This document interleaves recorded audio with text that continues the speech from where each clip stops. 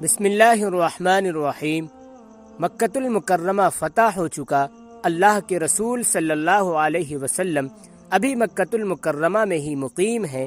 مکۃ المکرمہ کے 3 بڑے چودھری ابو سفیان بن حرب، عتاب بن اسید اموی اور حارث بن ہشام کعبہ کے صحن میں بیٹھے ہوئے ہیں۔ اللہ کے رسول صلی اللہ علیہ وسلم نے سیدنا بلال بن رباح رضی اللہ تعالی عنہ کو حکم دیا کہ وہ اذان دے۔ سیدنا بلال رضی اللہ تعالی عنہ نے اپنی خوبصورت اور بلند آواز میں کعبہ کی چھت پر چڑھ کر اذان دینا شروع کی۔ ان کی آواز سے حرم مکہ شریف گونج رہا ہے۔ عتاب اپنے ساتھیوں سے کہہ رہا ہے کہ اچھا ہوا میرا باپ اسید اذان سننے سے پہلے ہی وفات پا چکا ہے، ورنہ اسے ایک ناگوار آواز سننا پڑتی۔ ابو جہل کا بھائی حارث بن ہشام بولا، اگر مجھے معلوم ہو جائے کہ محمد صلی اللہ علیہ وسلم حق پر ہیں تو میں ان کا پیروکار، ان کا فرمانبردار بن جاؤں۔ ابو سفیان بن حرب کہنے لگے، واللہ میں کچھ نہیں کہوں گا، کیونکہ اگر میں بولوں گا تو اس نے بیت اللہ کے صحن میں پڑی ہوئی کنکریوں کی طرف اشارہ کر کے کہا، یہ کنکریاں بھی میرے بارے میں خبر دے دیں گی۔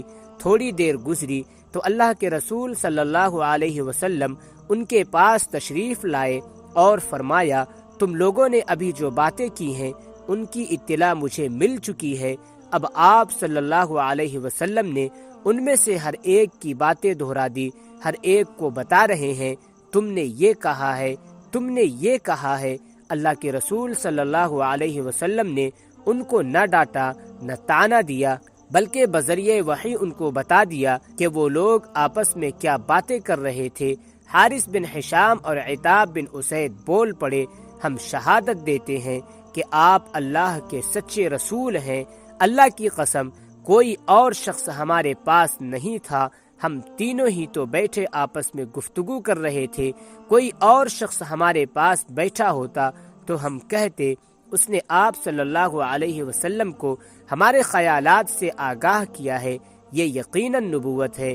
بذریعہ وحی آپ کو اطلاع ہو گئی۔ ان پر اللہ کے رسول صلی اللہ علیہ وسلم کے کرم کا، آپ صلی اللہ علیہ وسلم کے اعلی اخلاق کا یہ اثر ہوتا ہے کہ وہ سچے مسلمان بنتے ہیں۔ اسی عتاب بن اسید رضی اللہ تعالی عنہ کو یہ اعزاز ملتا ہے کہ انہیں مکہ مکرمہ کا گورنر مقرر کیا جاتا ہے۔